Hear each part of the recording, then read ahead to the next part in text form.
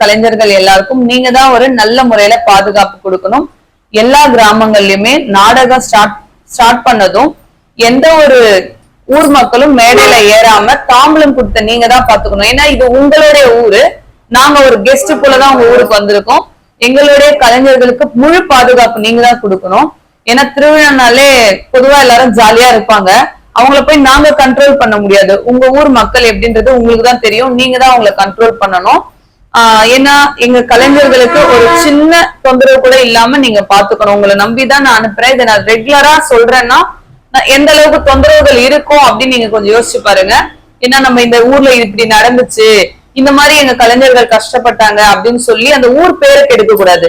ஏன்னா தவறு செய்தது ஒரு நபர் தான், அந்த ஒரு நபர் பேரை சொன்னோம்னு வச்சுக்கோங்களேன், அந்த ஊர் பேரும் சேர்ந்து கெடும். அந்த தவறு நம்ம செய்யக்கூடாது. ஏன்னா கிராம மக்கள் ஒன்னா சேர்ந்து பிரிவு போட்டு எங்களுடைய கலையை பார்க்கணும் அப்படின்னு சொல்லிதான் திமுக நாடக வாய்ப்பு கொடுத்து வரக்கூடிய கம்பெனிகளுக்கு அருமையான ஒரு உணவு கொடுத்து, அதாவது எங்களை கேட்கறது எது தெரியுமா கேட்பாங்க, வெஜிடேரியனா நான் வெஜிடேரியனா, நான்வெஜ்ல இதெல்லாம் சாப்பிடுவாங்களா, முட்டை செய்யட்டுமா, சிக்கன் செய்யட்டுமா, இப்படி எல்லாம் கேட்பாங்க.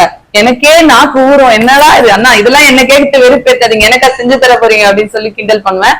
அந்த மாதிரி எங்களை உணவு உபசரிப்பு எல்லாம் வந்து சூப்பரா பண்ணி ஸ்டேஜ் போட்டு கொடுத்து லைட் போட்டு கொடுத்து எங்க எல்லாரையும் மேடையில ஏத்தி ஊர் மக்கள் எல்லாரும் எந்த விதமான பாகுபாடும் இல்லாம எல்லாரும் கீழே அமர்ந்து நாடக கலைஞர்களை ஏறி நிக்க வச்சு அழகு பாக்குற கிராம மக்களையும் கிராமத்தையும் நம்ம குறை சொல்லக்கூடாது. அதுல ஒரு நபர் தவறு செஞ்சாலும் அது ஊர் பேர் கெடும் தான் நான் இது சொல்லாம இருக்கேன். அந்த அளவுக்கு மனசு ரொம்ப வலிக்குது. நிறைய ஊர்கள்ல பாத்தீங்கன்னா இப்பெல்லாம் என்ன பண்றோம் அப்படின்னு சொல்லிட்டு போதையில தெரியாம பண்ணிடுறாங்க பசங்க, அதுக்கப்புறம் சாரின்னுறாங்க.